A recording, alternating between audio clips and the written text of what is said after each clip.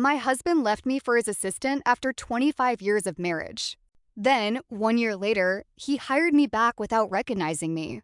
Not as his wife. Not as the mother of his daughters. Not as the woman whose father had built the law firm he loved, pretending was his. He hired me as his new assistant. And before he realized who I was, he fell in love with me all over again.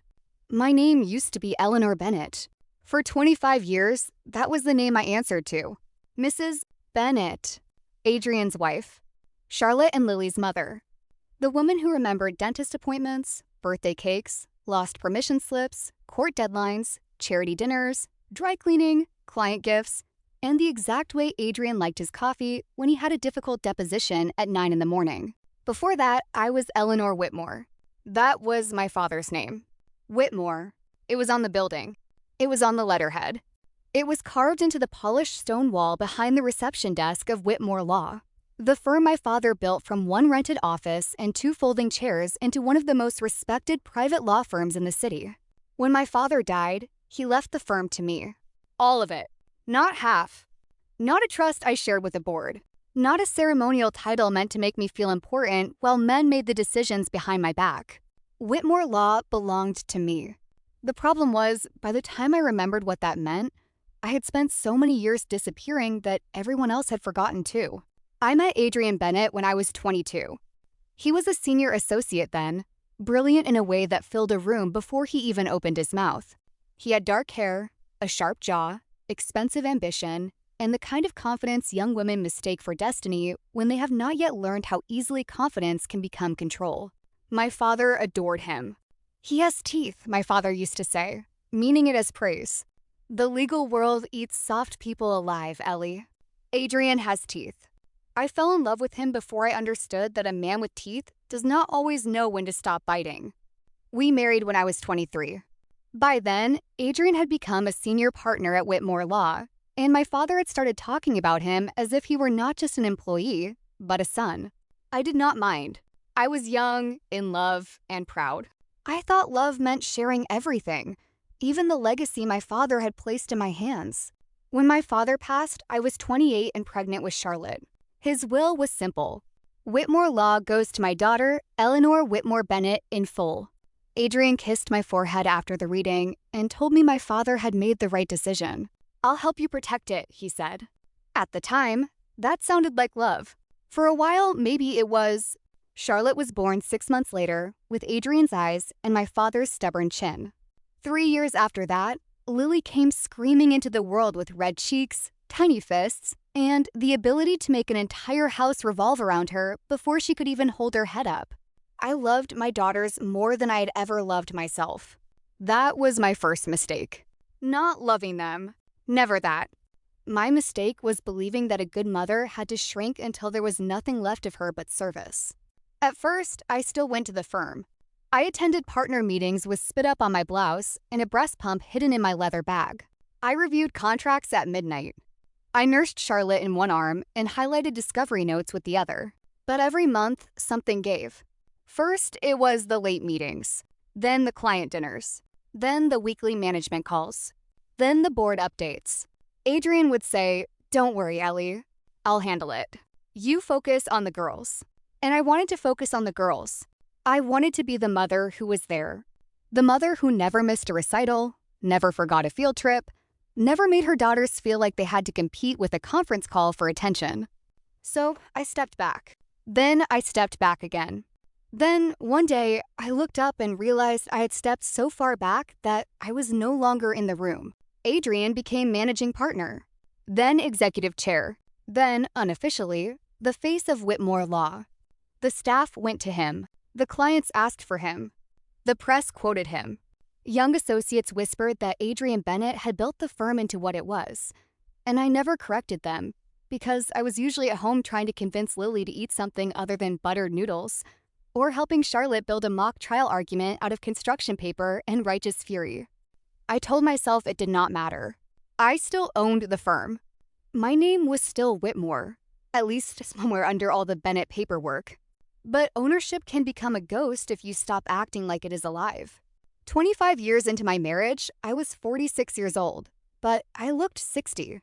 That is not cruelty. That is not insecurity. That is simply the truth. My hair had gone dull from years of box dye and ponytails. My skin looked tired no matter how much moisturizer I bought and forgot to use. I had gained weight slowly, then all at once. The way women do when they are too busy keeping everyone else alive to notice themselves slipping away. I wore loose sweaters because they were comfortable and because I had stopped wanting to know where my body began and ended. I used to love perfume. By then, I smelled like laundry detergent, coffee, and whatever dinner I had cooked the night before. Sometimes I would pass a mirror and feel a small shock, like a stranger had walked too close. That woman was me. Adrian stopped looking at me long before he stopped loving me. That was the part that hurt most. Not the affair. Not at first. The looking. He would enter a room and glance past me as if I were a lamp he had already decided did not need replacing yet. He would smile at other women with the full attention of his face, then turn toward me with the tired patience of a man answering a question he had already heard. When I spoke, he checked his phone. When I touched his arm at dinner, he moved slightly. Not enough to reject me, just enough to make me feel foolish for trying. I noticed. Of course I noticed. Women always notice the exact moment they stop being seen. His assistant's name was Maya Cross. She was 29, beautiful, polished, and very good at making incompetence look like softness. She wore cream silk blouses and pencil skirts and walked around Whitmore Law like she was auditioning to become the next Mrs. Bennett before anyone had announced the role was open. I met her twice before I knew. The first time, she smiled too brightly and said, "Mrs. Bennett, it's such an honor." Mr. Bennett talks about the family all the time. The family. Not me. The second time was at the firm's anniversary gala. Adrian had forgotten to save me a seat at his table. Maya somehow had one beside him. When I arrived late because Lily had called me crying from a friend's house, Adrian looked annoyed. Maya stood and touched his shoulder. "Don't worry," she said softly. "I'll find Mrs. Bennett somewhere comfortable." I remember thinking, how kind. That is how tired I was. I mistook pity for kindness. 3 months later, Adrian told me he was leaving me. He did it in our bedroom while I was folding his shirts. There should have been thunder, or a broken glass, or at least some warning in the air. Instead, the room smelled like fabric softener, and I was trying to decide whether one of his cuffs needed mending. "Ellie," he said, "we need to talk." I looked up. He was standing near the doorway in the navy suit I'd picked out for him years earlier, the one that made him look less severe on camera. His expression was careful, almost rehearsed. I put the shirt down. "What is it?" He sighed as if what he was about to say was painful, mostly because I would make it difficult. "I've fallen in love with someone else." For a moment, I did not understand the sentence. It entered the room, but it did not enter me. Then his face changed. Not with guilt, but impatience, and I knew. "Maya," I said. He did not deny it. He actually looked relieved that I had saved him the effort. "I didn't plan this," he said. I stared at him.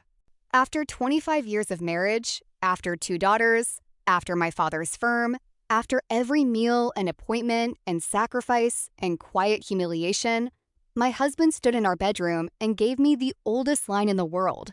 "I didn't plan this." I laughed once. It came out wrong. Adrian frowned. "This isn't about hurting you," he said. "It's about being honest." Honest. That word in his mouth almost made me sick. "How long?" I asked. He looked away. That was answer enough. I sat on the edge of the bed because my legs had gone weak. He kept talking. Men like Adrian always keep talking when silence would make them feel guilty. He said we had grown apart. He said I had changed. He said he still respected me. He said I would always be the mother of his children, as if he were offering me a consolation prize. Then he said the thing I would remember more clearly than the affair. "You haven't been involved with the firm in years, Ellie." We both know that. I looked at him slowly. "What?" He walked closer, gentle now, because he thought gentleness would make cruelty sound reasonable. "I'm not saying this to be unkind, but Whitmore Law depends on stability. The clients trust me. The partners trust me. The staff trusts me. If you try to come back now out of anger, you could destroy what your father built." My father. He used my father like a knife. You think I would destroy my own company? I think you're emotional. That word opened something cold in me, but I was too shattered to use it. Adrian continued, I should remain CEO. For the firm. For the girl's inheritance. For Charlotte's future. She'll be graduating from Harvard Law soon, and she deserves to walk into a stable legacy, not a divorce war. Charlotte. My brilliant, serious Charlotte. 22 years old and already more honest than either of us. She was at Harvard Law, close to finishing, preparing to join Whitmore Law after graduation because she believed, with the kind of pride that made my chest ache, that she was continuing her grandfather's work. And Lily? I asked. He looked at me like he had expected that question and disliked it anyway. She's 16. Her school, her friends, her routine, it's all here. I don't want to separate the girls. You don't want to separate the girls, I repeated. I want what's best for them. No. He wanted the house. He wanted the firm. He wanted the daughters who made him look like a family man. He wanted the young wife waiting in the wings and the old wife to exit quietly enough not to disturb the furniture. I wish I could tell you I fought. I wish I stood up that night, called my lawyer, reminded him that Whitmore Law belonged to me, and threw him out of the house my father had helped me buy. But women do not always rise at the first betrayal. Sometimes they collapse. Sometimes the person who has been slowly trained out of her own power does not remember where she left it. Adrian had spent years becoming the voice I heard when I doubted myself. And that night, his voice was calm, polished, and deadly. I signed the divorce papers 2 weeks later. Not the final settlement of the company. Adrian was too smart to ask for what he knew he could not legally take. But I signed enough. I agreed to step out of the house for a while. I agreed not to interfere with the management of Whitmore Law during the transition. I agreed to let Lily remain in her home, and I told Charlotte not to leave Harvard because of me. I told my daughters I needed time alone. Charlotte flew home the night I left. She found me in the closet packing sweaters I no longer liked into a suitcase that still had a tag from a family vacation Adrian had left early for a client emergency. He's disgusting, Charlotte said. Her voice shook with rage. Lily stood behind her in the doorway, crying so hard she could barely breathe. Mom, don't go, Lily said. Please don't go. That nearly killed me. I wanted to drop the suitcase, take both of them in my arms, and never leave that room. But I could not let them watch me break. I was already in pieces. If I stayed, Adrian would step over those pieces every morning. Maya would move into the spaces I had kept warm. And my daughters would learn that a woman could be erased inside her own home and still be expected to smile at breakfast. I need to be alone for a little while, I told them. Charlotte shook her head. No, you need a lawyer. I am a lawyer. No, Mom, she said, and there were tears in her eyes now. You used to be. That hurt because it was true. Lily ran to me and wrapped her arms around my waist. I hate him, she whispered. I hate him so much. I stroked her hair. Don't let hate make your decisions for you, I said, as if I had any wisdom left to give. Charlotte looked at me like she wanted to drag me back into myself by force. Where are you going? Europe, I said, to Nadia. Nadia Laurent had been my friend since law school, the only person in my life who had never been impressed by Adrian. She lived in Paris, wore red lipstick to breakfast, and could make a waiter apologize just by raising one eyebrow. Good, Charlotte said. Tell her everything. She'll know what to do. I love you both, I said. Lily pulled away. If you love us, don't leave. There are sentences that never stop hurting. That was one of them. I left anyway. For the first month in Paris, I did almost nothing. I slept in Nadia's guest room behind heavy blue curtains. I ate soup because she brought it to me. I cried in the shower because it was the only place my grief did not feel rude. Nadia gave me 10 days of softness. On the 11th, she threw open the curtains and said, "Enough." I groaned and pulled the blanket over my head. She yanked it off. "You are Eleanor Whitmore," she said. "Your father built one of the strongest law firms in America, left it to you, and somehow you let that well-dressed parasite keep the office, the house, and your daughters while you hide in my guest room like a ruined Victorian widow." I stared at her. "He left me." "Yes," she said. "And you left yourself first. That was cruel. That was also Nadia. She sat beside me and took my hand.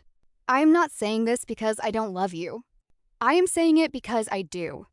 If I were you, I would have thrown Adrian out of the firm, out of the house, and possibly out of a moving car. Despite myself, I laughed. It sounded rusty. Nadia squeezed my hand. But you are not me. You are gentle. You are exhausted. And he used both against you. I looked down at my body, at the soft stomach under the old pajamas, at the hands that looked older than I felt. I don't know who I am anymore. Then choose, Nadia said. Choose what? Who you become next. The idea sounded ridiculous at first. Then, one evening, Nadia and I watched a television program about people rebuilding their lives after years of neglect. Not a makeover show exactly. More brutal than that? People who had lived unhealthy, exhausted, miserable lives, deciding through discipline and pain and stubbornness to become unrecognizable to themselves.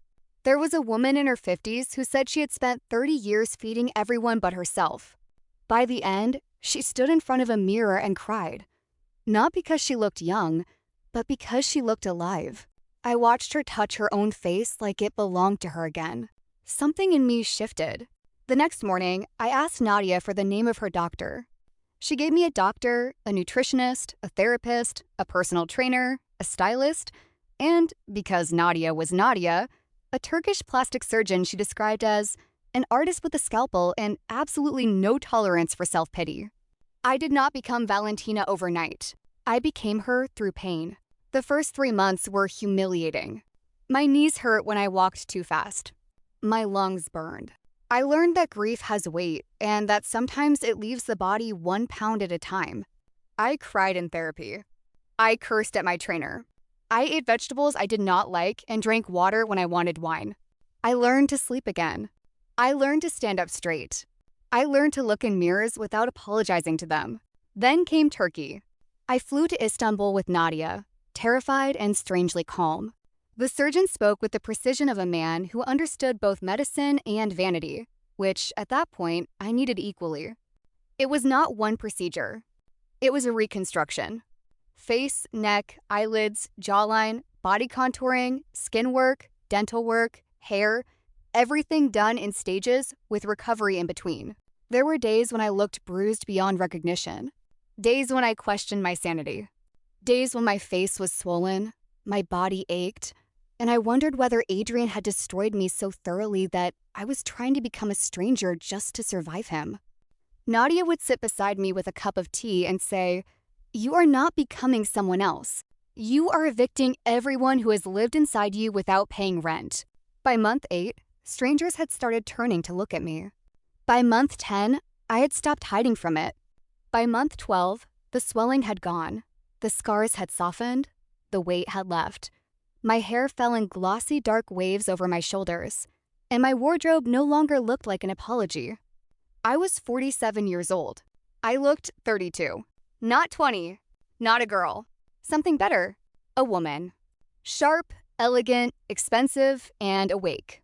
The day the final documents came through, I stood in front of a mirror in Nadia's apartment wearing a black dress that fit me like it had been waiting a year. My legal name was now Eleanor Valentina Whitmore, but professionally, I would use only 2 words. Valentina Whitmore. I looked at my reflection and felt my breath catch. I did not look like a younger version of myself. I looked like a woman my husband had never been allowed to ruin. "Hello, Valentina," Nadia said from the doorway. For the first time in a year, I smiled. While I rebuilt myself, Adrian rebuilt his lie. He married Maya 6 months after our divorce. Charlotte told me in one furious phone call, then immediately apologized for telling me, then cried because she was angry at herself for crying. Lily refused to attend the wedding. Adrian married Maya anyway. She moved into my house. I say my house because it was mine. The property was held by the Whitmore Family Trust, something Adrian knew but preferred to ignore while I was too broken to enforce it. Maya thought she had won. She had the husband, the house, the title, the photos beside the fireplace, and a closet full of space where my clothes had been. But she did not have the daughters. Charlotte treated her with the cold courtesy of a courtroom witness. Lily was less diplomatic. She called Maya by her first name and once told Adrian that if he wanted a new family, he should not have kept the old one in the house. Maya also no longer worked. That part amused me, though not kindly. Adrian had fallen in love with his assistant, then decided his wife should not have a job. He told her it was because he wanted to take care of her. Men like Adrian always make cages sound like gifts. Maya spent her days shopping, lunching with women who enjoyed scandal as long as it was wrapped in diamonds, and avoiding the house because my daughters made every room feel like enemy territory. Without Maya at the firm, Adrian needed a new assistant. Charlotte heard it first. She did not know what I was planning yet, only that Whitmore Law had posted an opening for an executive legal assistant to the CEO. She sent me the listing with one text: "You're going to enjoy this." I stared at the screen for a long time. Executive legal assistant to Adrian Bennett, CEO, Whitmore Law. My firm, my building, my husband's chair. I should have called the board that day and fired him. Legally, I could have, but by then, firing him was not enough. I did not want to take the throne back while he still believed I was the tired woman he had discarded. I wanted him to open the door himself. I wanted him to invite me in. So Valentina Whitmore applied for the job. My resume was honest in every way that mattered and vague in every way that helped. European legal operations consultant, private client management, contract review, executive support for complex litigation teams, fluent in the language of people who mistake polished competence for youth. The recruiter loved me. The operations director loved me. Then came the final interview with Adrian. I returned to America 1 year and 3 weeks after I left it. I wore a cream suit, nude heels, a silk blouse, and the diamond earrings my father had given me when I passed the bar. Adrian had seen those earrings before. He had also spent years not noticing anything I wore. The receptionist at Whitmore Law did not recognize me. Most of the staff did not recognize me. That hurt more than I expected, then helped more than it should have. I waited in the glass conference room on the 32nd floor, looking out over the city my father used to say belonged to anyone brave enough to bill hourly for it. When Adrian walked in, he stopped. Just for half a second. But I saw it. His eyes moved over me once, then again, the way they had not moved over Eleanor in years. "Miss Whitmore," he said. I stood and offered my hand. "Mr. Bennett." He took it. His hand was warm. Mine was steady. His gaze lingered on my face. "Whitmore," he said. "That's an interesting coincidence." "Not such an uncommon name in Europe," I said. That was a lie, but a small one. He smiled. "Your resume is impressive. I'll admit, maybe too impressive for this position." "I like being useful," I said. Something flickered in his eyes. Recognition, maybe. Or only attraction wearing memory's coat. "Have we met before?" he asked. I gave him a polite smile. "I spent most of my adult life in Europe. I doubt it." He nodded, but he kept looking. The interview lasted 40 minutes. He asked about scheduling, client management, legal drafting, confidentiality, high-pressure environments. I answered with the ease of a woman who had once reviewed merger documents while nursing a baby and talking a panicked associate through a federal filing over speakerphone. By the end, Adrian was not interviewing me. He was performing for me. He leaned back, loosened his tie slightly, used that half smile I had once thought belonged only to me, and said, "I don't want to lose you to another firm." "You already lost me," I thought. Out loud, I said, "Then make me an offer." He did. I accepted. Within 2 weeks, Valentina Whitmore became indispensable. Within 6, the staff trusted me more than they trusted him. That part surprised even me. I had expected to remember the law. I had not expected my body to remember power. But it did. The first time I corrected a flawed client memo, I felt something old wake up.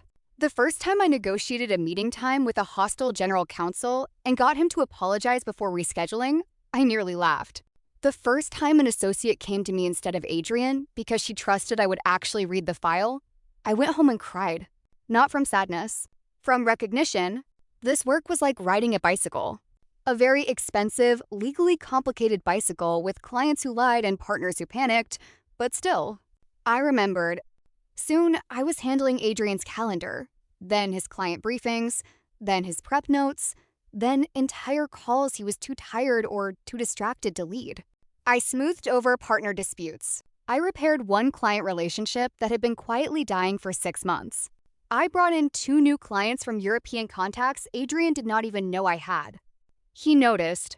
Everyone noticed. Adrian began staying near my desk longer than necessary. He asked for my opinion in meetings, then started repeating it as his own. Not because he wanted to steal it, but because he had always believed good ideas sounded better in his voice. I let him. For a while. Maya noticed too. At first, she only appeared at the office for lunch, all blonde waves and sharp perfume, smiling too hard when Adrian introduced me. "This is Valentina," he said. "My new assistant." Maya's smile thinned. "Assistant," she repeated, looking me up and down. I smiled. "Mrs. Bennett." She flinched at that, though she had fought hard enough for the title. Adrian was too busy watching me to notice. Maya noticed that as well. Their marriage began to rot in public. She complained that he was always at work. He complained that she was always complaining. She wanted trips, attention, proof that the prize she had won was still worth the damage she had helped cause. He wanted quiet. He had once had quiet. He had called it boring when it was me giving it to him. One afternoon, after a particularly ugly phone call with Maya, Adrian stood in his office doorway looking older than he wanted to be. "Is everything all right?" I asked. He sighed. "My house is a war zone." My house, I thought, but I only tilted my head. "Your daughters?" "And Maya," he said. "Charlotte barely speaks to her. Lily actively tries to ruin her day. Maya says she feels like a guest in her own home." "She is," I said. Adrian looked at me. I softened in my voice. "I mean, blended families take time." He rubbed his forehead. "You have children?" "Nieces," I said. "Around that age." Another small lie. "I'm good with girls who are angry at the adults around them." He gave a humorless laugh. "Then you're overqualified for my house. I should not have offered." I knew that. But my daughters were in that house with a woman who resented them and a father who thought love was something he could reorganize like office furniture. "If you ever need someone neutral to speak with them," I said, "I'd be willing." That evening, Adrian brought me home. Walking through that front door as Valentina Whitmore almost broke me. The house smelled different. Maya's candles had replaced Lily's vanilla room spray and the lemon polish I used to buy in bulk. There were new flowers in the entryway, too perfect and too pale. My family photos had been removed from the front hall and replaced with abstract art that looked expensive and lonely. Maya came down the staircase and froze when she saw me. "You brought your assistant home?" Adrian's jaw tightened. "Valentina has experience with difficult family transitions." Maya laughed once. "Oh, I'm sure she does." Charlotte entered from the kitchen, and the world narrowed. My daughter had changed in 1 year. She was sharper, thinner in the face, older around the eyes. She wore a Harvard sweatshirt and carried a legal textbook under one arm. She looked at me without recognition. Then something flickered. Not knowledge. "Instinct." "Charlotte," Adrian said. "This is Valentina Whitmore." Her eyes stayed on mine. "Whitmore?" "Yes," I said. My voice nearly betrayed me. Lily came in behind her, glanced at me, and immediately crossed her arms. "Great." Dad brought home another woman from work. "Lily," Adrian warned. "What? Is there a punch card?" "Marry one assistant, bring the next one home free?" Maya's face went red. I had to bite the inside of my cheek not to smile. Charlotte noticed that too. I sat with them in the library, the same room where I had once helped Lily sound out picture books and Charlotte practice opening statements for pretend trials. At first, Lily refused to speak. Charlotte asked careful questions. Where was I from? What kind of law did I work in? Why would someone with my experience take an assistant job? Maybe I wanted to see how a powerful man behaves when he thinks the woman beside him has no power, I said. Charlotte stared at me. Lily stopped pretending not to listen. "That's weirdly specific," she said. "It usually is." Something shifted that night. Not trust. Not yet. But curiosity. Over the next 2 months, I visited the house several times. Always with a reason. A family dinner Adrian insisted would help. A college planning conversation with Charlotte. A school issue with Lily. A charity event where Maya drank too much champagne and watched me like I had entered her life carrying a mirror she did not want to look into. Charlotte and I grew close quickly. Too quickly, maybe. She would ask me questions about law, about clients, about whether judges were more impressed by confidence or preparation. Preparation, I told her. Confidence without preparation is just noise in a good suit. She smiled. My mom used to say something like that. My throat tightened. She sounds wise. She is, Charlotte said. Then her face changed. Was? I don't know anymore. I looked away. Lily was harder. She resented me because Adrian liked me. She resented Maya because Maya existed. She resented Eleanor because Eleanor had left. One evening, she said it plainly. My mom just disappeared. At first, I felt bad for her. Then I got mad. She left us here with them. I sat very still. Maybe she thought leaving would hurt you less than staying broken. Lily's eyes filled, but she glared through it. That's stupid. Yes, I said softly. It is. She left the room. That night, from the car, I called her. My real number, my new number. The one only my daughters had. Lily answered on the fourth ring. Mom? I closed my eyes. Hi, baby. She was quiet for a second. Then she started crying. We talked for almost 2 hours. I did not tell her the truth. Not yet. I told her I loved her. I told her I had not forgotten her for 1 second. I told her sometimes adults make terrible choices because they are drowning and mistake leaving the room for saving the people inside it. She said she hated me. Then she asked if I was eating. I cried after we hung up. Charlotte solved it 3 days later. She had been suspicious for weeks. Charlotte had always inherited the most inconvenient parts of me and the most useful parts of Adrian. She noticed everything. At the firm, she called my mother's new number while standing outside my office. My phone rang. I declined it too quickly. Charlotte's eyes narrowed. Important call? She asked. Work, I said. Then she called again. My phone rang again. This time, I stepped out into the hallway. I answered and said, Charlotte, not now. Behind me, my office door opened. Charlotte stood there with her phone against her ear, listening to my voice in 2 places at once. Her face went white. What is going on? She whispered. I closed my eyes. Then I took her into the conference room and locked the door. I told her everything. The name change, the surgeries, the year in Europe, the application, Adrian, Maya, the firm. The plan I had not wanted to admit was a plan until I was already living inside it. Charlotte listened with both hands over her mouth. When I finished, she did not speak for a long time. Then she crossed the room and hugged me so hard I almost lost my balance. I'm still angry, she whispered into my shoulder. You left us with him. I know. That was stupid. I know. She pulled back, crying and furious and smiling all at once. But I'm just happy that you're back. I broke then. Not elegantly. Not like Valentina. Like Eleanor. Like her mother. Charlotte kept my secret. She also became my ally. She told me which partners still respected my father's name, which associates were unhappy under Adrian, which clients were wavering, and which board members had quietly started asking whether Whitmore Law had become too dependent on one man. The answer was yes, and I was about to prove it. The crisis came in late October. One of the firm's largest clients, a medical technology company worth hundreds of millions, threatened to leave after Adrian mishandled a regulatory dispute and then blamed a junior partner for missing a deadline. The client called an emergency meeting. Adrian was in court. The partners panicked. I walked into the conference room with the file under my arm and asked the client for 20 minutes. He gave me 10. I used 8. I explained the error without insulting him. I accepted responsibility without giving away liability. I proposed a correction plan, named the exact attorneys who would execute it, and offered direct owner-level oversight going forward. The room went still when I said owner-level.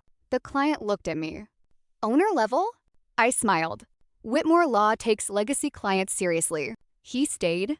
By the time Adrian returned, the crisis was over. He found me in his office, placing the signed retention letter on his desk. You saved us, he said. I saved the client, I said. His eyes softened in that dangerous way men's eyes do when gratitude becomes desire. Let me take you to dinner, he said. To celebrate.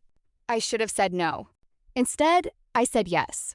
Not because I wanted him, because the end was close, and Adrian had always been most honest when he believed he was about to get what he wanted. Dinner was at the same restaurant where he had once taken me for our 10th anniversary, then spent half the meal on the phone with a client. This time, he did not check his phone once. He watched me like I was the answer to a question he had been asking badly for years. Halfway through dessert, he said, "I'm in love with you." There it was. The full circle. The insult dressed as romance. I looked at him over the candlelight. "You're married." He did not hesitate. He took out his phone and called Maya. I sat there, stunned, as he ended his second marriage with the same calm cruelty he had used to end the first. "Maya," he said, "I can't keep pretending I don't love you anymore. I've fallen in love with someone else." On the other end, Maya said something I could not hear. Adrian closed his eyes. "I'm sorry." He was not. But for 1 second, I thought of Maya standing in my house, holding a phone, hearing the words she had once helped him say to me. She must have understood then. Not that Adrian had betrayed her. That was obvious. She understood that what they had done to me had finally come back for her. She had thought she was special because he chose her. She was not special. She was just next. 2 nights later, Adrian asked me to come to the house. He said he wanted me to speak with the girls again. Charlotte knew. Lily did not. Maya was gone by then, at least temporarily. Her clothes had disappeared from the closet, though her perfume still haunted the hallway like a bad decision. Adrian had arranged the living room like a stage. Candles, flowers, champagne. My daughter standing near the fireplace, Charlotte pale with anticipation, Lily confused and suspicious. I knew before he reached into his jacket. "Valentina," Adrian said, dropping to one knee. "I have spent years living the wrong life. I thought I knew what love was, but I was wrong. You came into my firm, into my family, into my life, and you reminded me what it feels like to breathe. Marry me." Lily gasped. Charlotte covered her mouth. I looked down at the man I had married at 23. The man who had inherited my trust, my youth, my labor, my father's name, my daughter's childhoods, and treated all of it like furniture in a house he owned. "No," I said. Adrian blinked. I removed the engagement ring box from his hand and closed it. "I already married you once." The room went silent. Adrian stood slowly. "What did you say?" I looked at Lily. "I'm sorry you had to find out this way." Her face changed before the words fully landed. "Mom?" Adrian stumbled back. "No." I turned to him. "Yes." His eyes searched my face, frantic now, trying to find the woman he had discarded under the woman he wanted. "Ellie?" I hated the sound of that name in his mouth. "Not anymore," I said. "My legal name is Eleanor Valentina Whitmore. Professionally, I use Valentina Whitmore." Charlotte took Lily's hand. Lily was crying, staring at me as if grief and relief had collided inside her too quickly to name. Adrian shook his head. "This is insane." "What did you do to yourself?" I came back. "You lied to me." I laughed. It was not a kind laugh. "You told me you loved me while your assistant was waiting to replace me in my own home. Do not stand in my father's house and lecture me about honesty." He looked around the room as if the house itself might defend him. "You manipulated me." "No, Adrian. I let you be yourself. You hired me because you wanted me. You trusted me because I was useful. You fell in love with me because I looked like a woman you thought was worth seeing. And now you're angry because she was the same woman you spent years refusing to look at." His face twisted. "You can't do this." "I already have." I opened the folder Charlotte had placed on the side table earlier that evening. Adrian stared at it. "What is that?" "Your termination." He went still. "You can't terminate me. I own Whitmore Law. I run Whitmore Law." "You ran it," I said. "Badly lately. But you never owned it. My father built it. He left it to me. Every share, every voting right, every brick, every contract, every client file, and every chair in that building." I stepped closer. including the one you've been sitting in." His mouth opened, but no words came out. "Adrian Bennett," I said, "your employment with Whitmore Law is terminated, effective immediately." Lily made a small sound. Charlotte held on to her. Adrian looked at them. "Girls," he said, desperate now, "this is your mother manipulating you. She abandoned us for a year and came back like this. Are you really going to stand there and let her destroy our family?" Charlotte's face hardened. "You destroyed it." Lily wiped her face with her sleeve. "You brought Maya into Mom's house?" she said. "You don't get to talk about family." Adrian looked at me again, and for the first time in our marriage, he looked afraid. "The house," I said, answering the question he had not asked, "belongs to the Whitmore Family Trust. You have 48 hours to leave." His face drained of color. "You can't take my home." "It was never your home," Lily said. That broke something in him. Not my words. Not the termination. Not even the house. His daughter. Adrian sank onto the sofa as if his body had suddenly remembered age. For one moment, I almost pitied him. Then I remembered the bedroom, the folded shirts, his calm voice telling me I had nothing to do with my own father's firm, and the pity passed. Maya filed for separation within the month. I heard, through people who enjoyed delivering poetic information, that she said Adrian had ruined her life. Maybe she'd helped him ruin mine first. I did not need to decide.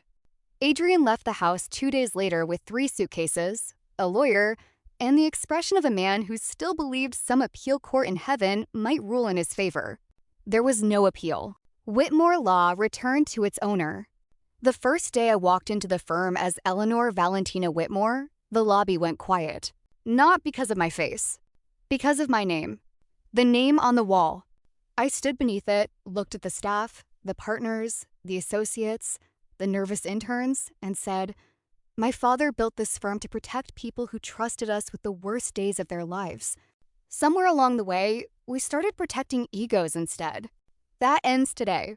Charlotte joined the firm after graduation. On her first morning, she placed a framed photo of my father on her desk, then one of me and Lily beside it. Lily did not forgive me immediately. She should not have had to.